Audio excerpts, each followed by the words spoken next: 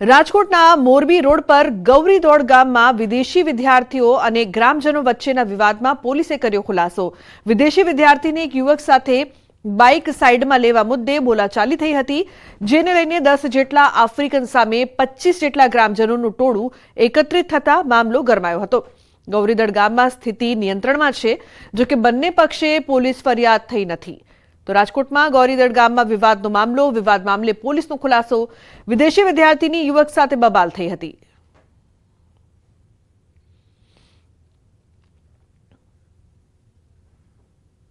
અન્ય સમાચાર બનાસકાંઠાથી। કાંકરેજના આકોલીમાં આગ લાગવાની ઘટના। જીનિંગ મિલમાં આગ લાગતા અફરાતફરી મચી। કપાસ અને બિયારણ આગની ઝપેટમાં। કોઈ જાનહાનિના સમાચાર નહીં, પરંતુ બિયારણનો જથ્થાને મોટા પાયે નુકસાન થયું છે। ફાયર ફાઇટરે આગ પર કાબુ મેળવ્યો છે।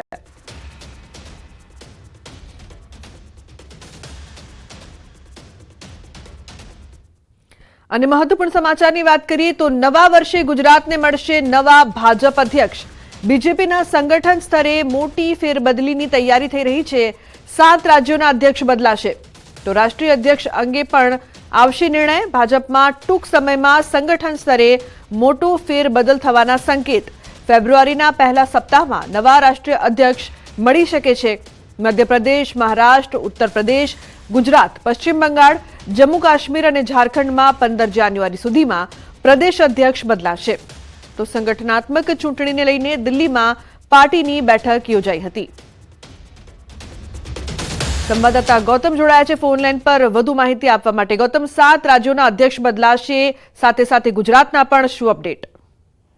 ચોક્કસથી ભારતીય જનતા પાર્ટીનું સદસ્યતા અભિયાન જે છે તે ચાલી રહ્યું છે। એટલે કે આ સદસ્યતા અભિયાન અંતર્ગત અત્યારે ત્રીજો પડાવ ચાલી રહ્યો છે, જેમાં મંડળ પ્રમુખોની નિયુક્તિ પૂર્ણ થઈ ચૂકી છે। હવે જિલ્લા આ પ્રમુખોની નિયુક્તિ જે છે તે 10 જાન્યુઆરી સુધી પૂર્ણ થઈ શકે તે પ્રકારનું મંથન કરવામાં આવ્યું છે।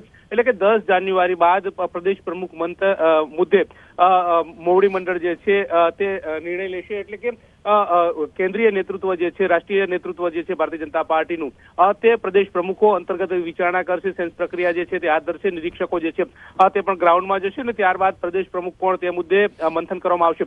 ત્યારબાદ પ્રદેશ પ્રમુખ મળી શકે છે। મહત્વનું સાથે એ છે કે 7 જેટલા રાજ્યો જે છે, ઉત્તર પ્રદેશ હોય, પશ્ચિમ બંગાળ હોય, ગુજરાત હોય, મધ્યપ્રદેશ હોય, આ તમામ રાજ્યોની અંદર આ પ્રદેશ પ્રમુખની ટર્મ જે છે તે પૂર્ણ થઈ ચૂકી છે। એટલે કે નવા પ્રદેશ પ્રમુખ જે છે તેની નિયુક્તિનો દોર જે છે તે હાથ ધરવામાં આવે તે પ્રકારની બાબતો સામે આવી રહી છે અને તે જાન્યુઆરી મહિનામાં પૂર્ણ થઈ જાય તે પ્રકારના એંધાણ વર્તાઈ રહ્યા છે। જી બિલકુલ ગૌતમ, આભાર સમગ્ર માહિતી બદલ। તો નવા વર્ષે ગુજરાતને મળશે નવા ભાજપ અધ્યક્ષ।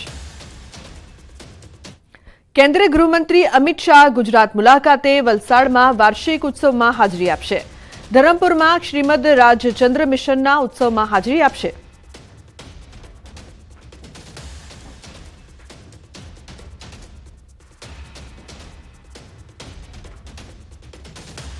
સમાચારમાં આગળ વાત કરીએ કડક ચેકિંગની।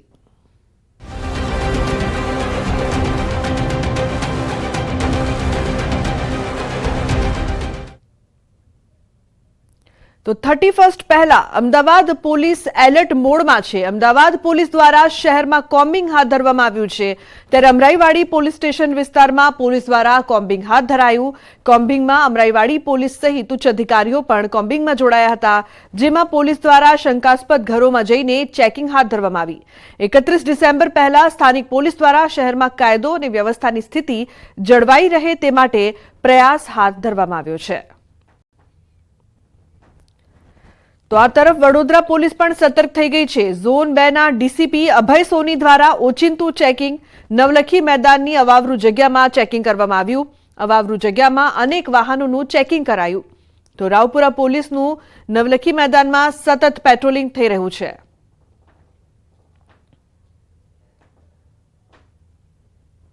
તો વડોદરા પોલીસના ઇન એક્શનના ડ્રોન શોટ્સે સાઉથની ફિલ્મ જેવો માહોલ બનાવ્યો।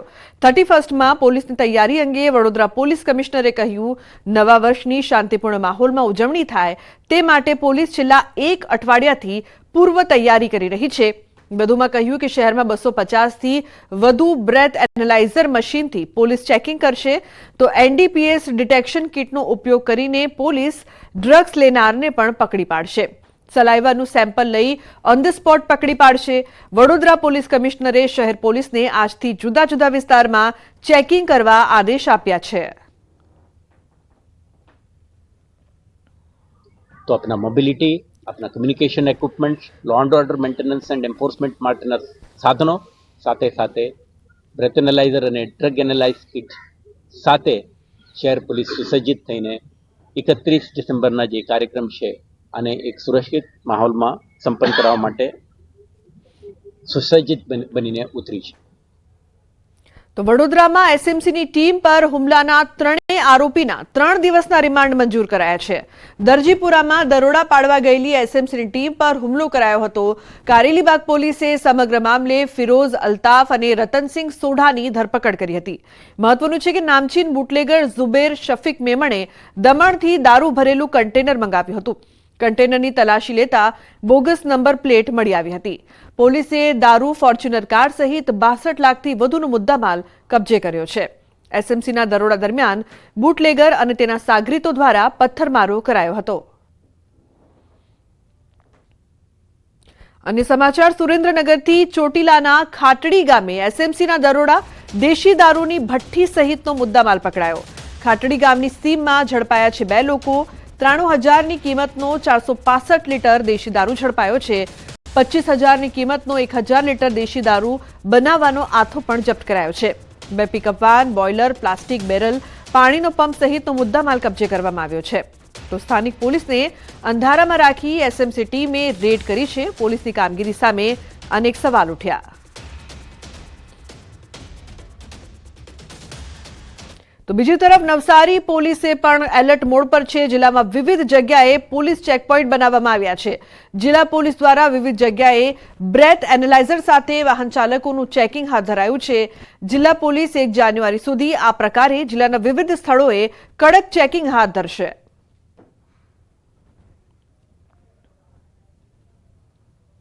રાજકોટમાં પોલીસ અને કાર ચાલક વચ્ચે માથાકૂટ સર્જાઈ. પોલીસ અને વાહન ચાલક વચ્ચે બોલાચાલી થઈ. 31 ડિસેમ્બર દરમિયાન રાજકોટ પોલીસ દ્વારા યોજાયેલ વાહન ચેકિંગ ડ્રાઈવ દરમિયાન વાહન ચાલક વિફર્યા અને પોલીસનો ઉધડો લઈને કહ્યું કે તમને વાહન ચાલકોને રોકવાનો અધિકાર કોણે આપ્યો?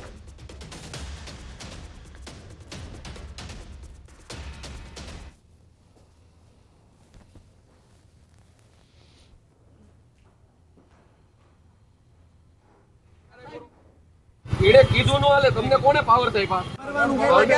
ભાઈ દંડની વાત પતી રાખો. તમને મને રોકવાનો અધિકાર નથી. તમને ફક્ત ટ્રાફિક રોકવાનો અધિકાર છે. હવે શું કામ વાત કરો તમે? ટ્રાફિકમાં મને રોકવાનો તમને અધિકાર નથી. મારે કોઈને કહેવાની જરૂર નથી ભાઈ. મને જરૂર મારે કોઈ કહેવાની જરૂર ભાઈ નથી. ભરો મારા દર બોલો. ગાડી લઈ જાવી તમારે એમ કરો દે કેવા કાગળ કરો. હું જો અન્ય સમાચાર મહેસાણાથી ડ્રાઈવર એમ્બ્યુલન્સ લઈને ભાગતા દોડધામ મચી ગઈ. નોકરીમાંથી બરતરફ કરાયેલ ડ્રાઈવરની કરતૂત સામે આવી. કડી પાલિકાના ફાયર સ્ટેશનમાંથી ડ્રાઈવર થયો ફરાર. એમ્બ્યુલન્સ પલટી જતા તસ્કર ડ્રાઈવર ફરાર. કડી જોટાણા રોડ પર એમ્બ્યુલન્સ પલટી. કડી પાલિકાની ફરિયાદ નોંધાવા તજવીજ હાથ ધરવામાં આવી છે. તો જૂનાગઢના વિસાવદર વિધાનસભાનો મુદ્દો એકવાર ફરી ઉછળ્યો છે. વિસાવદરના પૂર્વ એમએલએ ભૂપત ભાયાણી દ્વારા અપાઈ છે પ્રતિક્રિયા. હર્ષદ રીબડિયા પર કર્યા છે શાબ્દિક પ્રહાર. રીબડિયાની નીતિ હિન્દી ચીની ભાઈ ભાઈ જેવી છે. વિસાવદર મતવિસ્તારના લોકો માટે સત્વરે ચૂંટણી થાય તે જરૂરી છે. વિસાવદર વિધાનસભા બેઠકની ચૂંટણી થાય તે જરૂરી. હાઈકોર્ટમાંથી પેન્ડિંગ અરજી પરત ખેંચાય તે જરૂરી. અમારા પૂર્વ ધારાસભ્ય માન્ય શ્રી હર્ષદભાઈ રીબડિયા હિન્દી ચીની ભાઈ ભાઈ જેવી પરિસ્થિતિમાં પોલિટિકલ પાર્ટીના ઇકોઝોનની આડમાં કાર્યક્રમોમાં હાજરી આપે છે, સરકારની વિરુદ્ધમાં પ્રહારો કરે છે અને પોતે ખેડૂતોના હામી છે, ખેડૂતોના મસીહા છે એવું પોતે સાબિત કરવા માંગે છે. પરંતુ હર્ષદભાઈ રીબડિયાને હું પૂછવા માંગુ છું કે મોટાભાઈ, આપે જે વિસાવદર વિધાનસભાની જનતાને છેલ્લા એકાદ વર્ષથી પણ વધુ સમયથી બાનમાં લીધી છે, હાઈકોર્ટની અંદર પિટિશન કરી અને ચૂંટણીની પ્રક્રિયામાં રોડા ઉભા કરેલ છે અને કાયદાકીય ગૂંચવાડા ઉભા કરી અને નાની એવી બાબતને મોટું સ્વરૂપ આપી અને જનતાને જે અન્યાય કર્યો છે, વિસાવદરની વિધાનસભાના વિસ્તારને જે અન્યાય કર્યો છે એનો જવાબ આપવો જોઈએ. તો બુલેટિનમાં હાલ રોકાઈશું એક બ્રેક માટે. આપ જોતા રહો ન્યૂઝ 18 ગુજરાતી.